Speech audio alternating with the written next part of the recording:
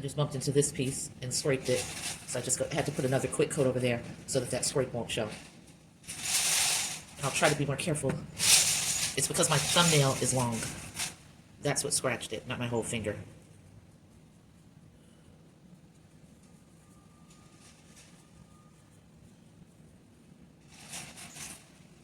I've still got such a good amount of the Bonding Boss left. I'm really happy about that because it goes a really, really long way, one container of it, so.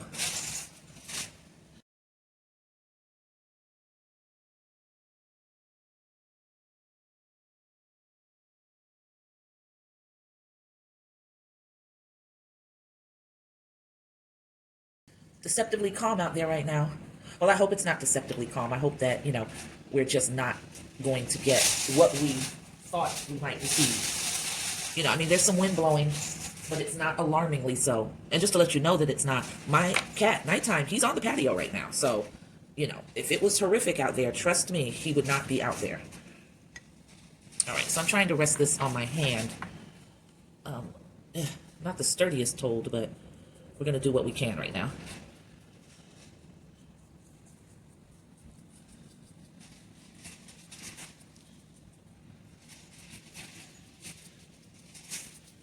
And you just really go in here with this and coat as much as you can until you see that the coverage is not as thick as you need it to be, or you can still see the original color of the piece starting to peek through underneath. And then you just, you know, you load your brush again. But for right now, you know, it's about trying to do a great job, but also make sure the product lasts.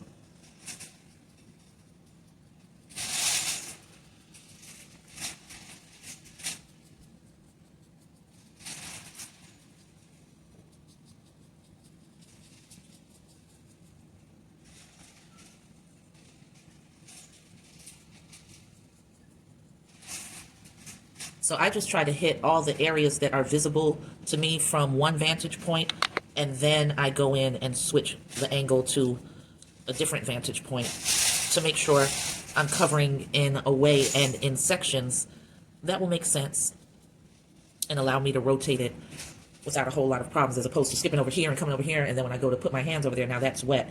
Hopefully by the time I'm finished with this angle, this will have started drying, and when I go to turn it around, I'm not going to be putting my fingers into wet solution and making problems for myself because I'm scraping it or marring it or putting fingerprints in, needing it to be smooth, and making that impossible because of the way I'm coming at it, you know? I just pulled forward a little bit because, again, my thumbnail, I'm trying not to leave it hanging out, but I'm also trying not to have it pressed up against this area that I did prime because, of course, that solution is still wet and sticky, and I don't want to mess up what I've done. But I also don't want to bang into the other piece like I've done several times already, so.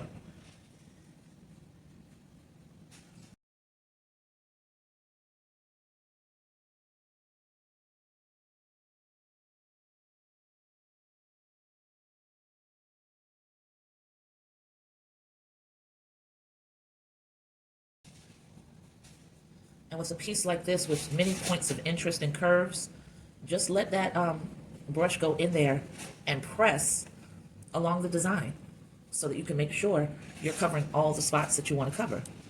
And the best way to do that is not to stop the brush from being flexible. Let it dig in. Let it go into the nooks and crannies. Let it pull up a little bit if that's what happens. You can always go in and smooth that out. But what is annoying is to look at it in a different light and realize you've missed a whole area where you were just so sure that you had coverage, you know? So let that brush be intimate with the curves of your design. It's fine. It's fine. I keep hitting the brush with my camera also. Sorry about that, guys. Can't avoid it. It's just how I have the camera or the phone positioned right now.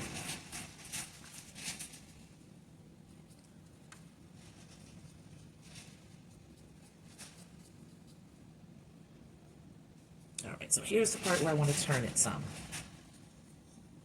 And like I told you, because I did this part first, you know, it's pretty dry. It's still a little sticky and loose, but not really, really, really bad.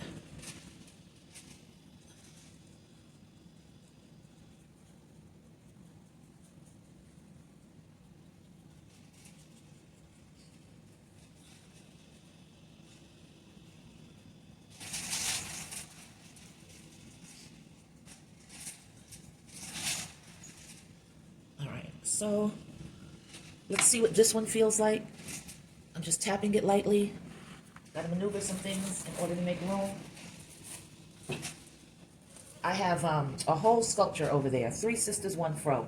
It was a different variation, and it popped at a very, very vulnerable point area that I don't think that I can fix. So I sort of just sit here and lament the loss of that one. Because I took a lot of time on it, and it was a very complex and involving sculpture. And I realized where I made the mistake was I should have put them on a platform instead of trying to make them look like they weren't sitting on anything. And the structure of it left that too vulnerable. So you live and you learn, you create and you discover, and then I'm going to redo that piece, but I know that they will need to be on a platform if I have any hopes of it surviving, and definitely any hope of transporting them, because transportation for them right now is looking like an impossibility, because I think they're just going to crumble. Right now, it's crumbled at one area, a neck of one of the Three Sisters, and I think if I put that bad boy in a car and it starts getting jostled, yeah, they're all just going to slowly break apart, and by the time I get to the studio, I will have remnants instead of an actual sculpture. So I doubt that I'm going to do anything with it. I'm probably just going to crack them up, put them in the bag with the other piece that fell off, and start from scratch. I don't know. It's really hard for me to settle my soul into doing that. So I don't know. I might have to take it to the studio and get some advice from Katie. Let her take a look at it, if it even makes it to the studio in one piece. And sometimes we sit there and we figure things out together. And then maybe if she feels it can be salvaged with some slip, or either bisque firing it in its broken state and then repairing it after the bisque fire, I'm open to whatever she recommends, if I don't get frustrated and just take it apart and not allow for any recommendations. We'll see.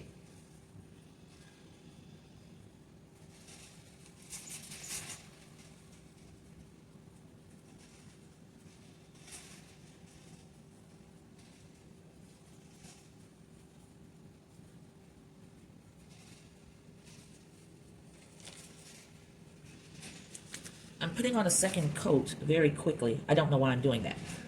Normally I would have let that first coat dry, but I feel like putting this on really thickly. So that's what I'm doing, and I will let this heavy coat dry. That is technically two coats, and once it's dried completely, I'll put a third coat on it.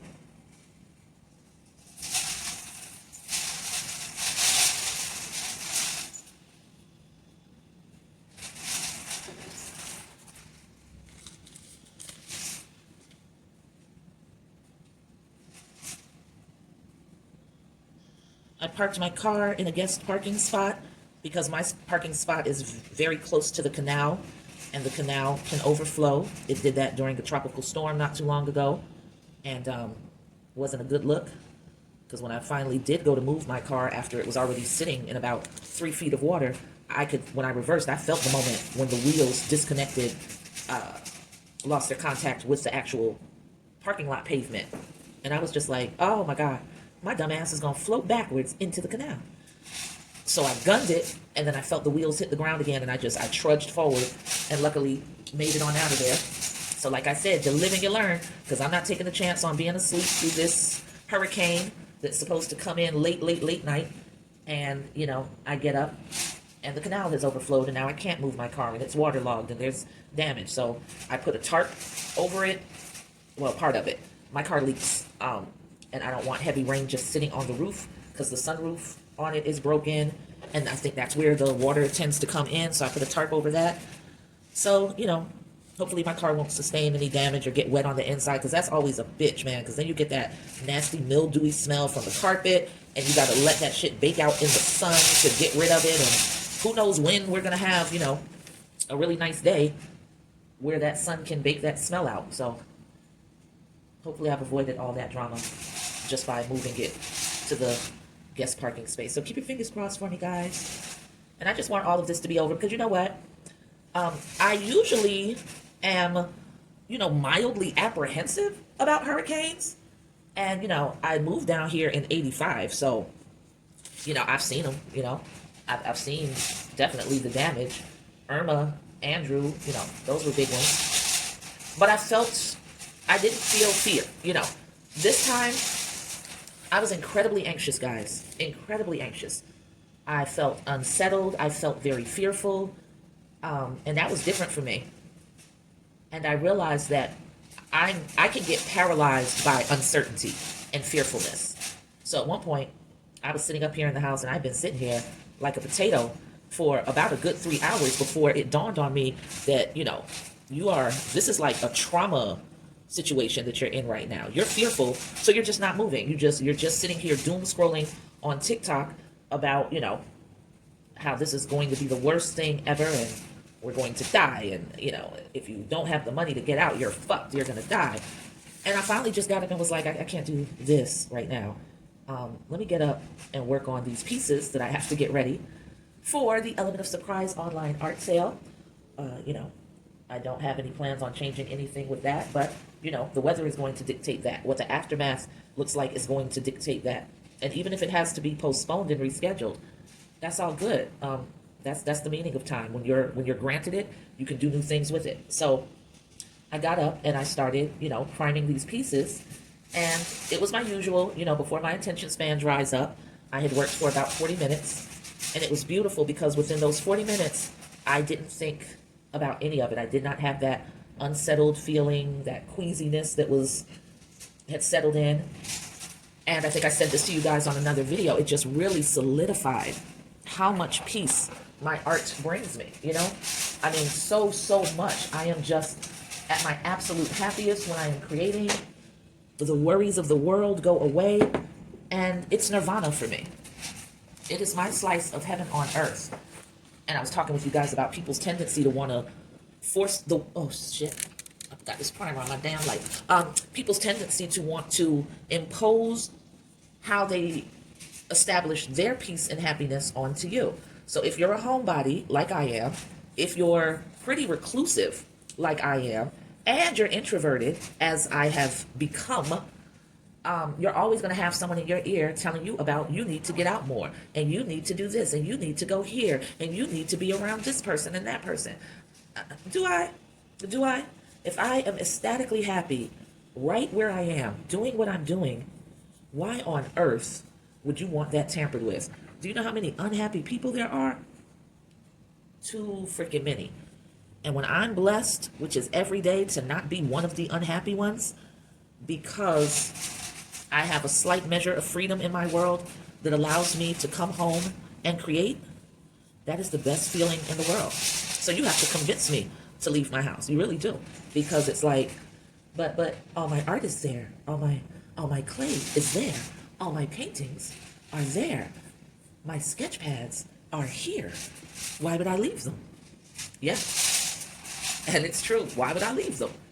What, just to hang out and be thinking about how I wish I was home working on my art?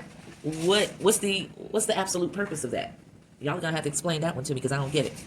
I'm trying to decide if I want to paint around the top, let that dry, and then come up from the bottom. I think I do. I think that's the best thing to do because this is dried pretty much. And I want these pieces to be ready for painting definitely by next week at the latest, because I want this bonding boss to cure so that it's solidly on to each of the pieces, and I can go in with my acrylic paint and know that everything's going to adhere and work beautifully with each other. So, yeah. This is, I believe, the last piece that I have to prime, as a matter of fact, guys. The other pendants and small Gele Goddess wall plaques that I picked up from the studio the other day, those were glazed in that transparent matte that I was telling you about, which is a lovely glaze. Oh my God. It glazes to what looks like almost an iridescent, lightly iridescent ivory that I love. So I'm going to grab one of those pieces tonight and apply some acrylic to the back, sort of a scientific experience to see if the transparent matte accepts the acrylic in the same way that the color matte does, because the color matte accepts the acrylic so beautifully and so sturdily. Like, that acrylic doesn't go anywhere. I did several nail scrape tests on a large piece that I have where I accidentally discovered that the acrylic bonds with the colored matte in that way. And if this transparent matte bonds with the acrylic the same way, I don't have to prime any of those pieces. I can just go right into painting. And that's what it'll be all about next week. And putting the jewelry and the necklaces together, because I've got a little craft work to do on that. I've got my jewelry kits. I put one piece together tonight, but I'll put the remaining ones together. I'll probably make that my lunchtime project all next week. I forgot where I started. Oh, I can sort of see. It looks like it's drying. I don't think I came all the way around here. But so yeah, so the Element of Surprise online art sale is still currently scheduled for Wednesday, October 23rd at 7:30 p.m. Eastern Standard Time on Facebook Live. And it will be the completed pieces that you currently see me working on. I'm so excited about you guys having your chance to buy up those pieces. So many of you have been asking, especially about the elephant pendants. I'm gonna have to make more of those bad boys. So this is going to be your time, and you get to take advantage of what I call appreciation pricing, because I have priced these beautifully so that you can acquire them. From the wearable ceramic fine art to the small to mid-sized sculptures, the wall plaques, the Gele goddesses, the vessel goddesses, so many of them. Everything is going to be beautifully priced as my personal thank you to you for hanging with me on this journey, for all of your encouragement. And then anything that does not sell during the Element of Surprise online art sale on Wednesday, October 23rd, 7:30 p.m. Eastern Standard Time, is going to go right over to my site, which is Art by Terry, A-R-T, by B-Y, Terry, Terri.com. And that's going to be at the regular price, and that's where it will live. Pieces that you see on one Element of Surprise online art sale, you won't see again, because I'm always going to be introducing new ones. And starting in February of 2025, the Element of Surprise online art sale is going to be held every other month on the last Wednesday of the month, and it will always be live. I'm trying to see if I can go live on TikTok. I believe that I can, but I don't know. People don't engage with me on TikTok like that, so I don't know if anybody would really log in and want to buy the pieces. I don't know. I guess you don't know until you try. But that's going to be the deal. So I'm going to go ahead and take my break, because now we are at, let's see, how long have I been rocking? 37 minutes. Okay, so 37 minutes. So this piece is primed completely. Not this one right here. This other piece that I'm looking at, I think it has 3 coats. So I'm going to leave her alone. There's another one here that has 3 coats, another one off to the side that has 3 coats, and this will be getting its 3rd coat after I take my break tonight. So that means all of this. Now this is the last one, so I start judging by the last one when I've done groups like this, because my memory is bad. I start to forget, like, when did I finish this other one, and if I don't get up and write it on my journal, it just becomes lost to me. So right now what we do know is that it is Wednesday evening. So if I give this 2 days to cure, that means it'll be ready for me Saturday for the weekend. So that means all of these other pieces have been curing even longer than that, by a day or 2. So they'll definitely be ripe and ready. So all of these pieces will be ready to accept the painting and start painting on. I've got a few pendants over to the side. So yeah, that's what's popping. And I'm going to go ahead and go. I'm going to do a little bit of tidying up around here. When my son gets home, he'll help me lower down the last metal shutter out on the patio. And he just texted me and said he's on his way home. So, and that'll be that. So everybody stay very safe. I'm an old head, so of course I'm going to be on Facebook looking for the people that I actually know to check in. And anybody in the TikTok world, Instagram world, YouTube world, X.com world, make sure you let me know you're okay there too if you don't get down with Facebook like that. Love you much. Peace.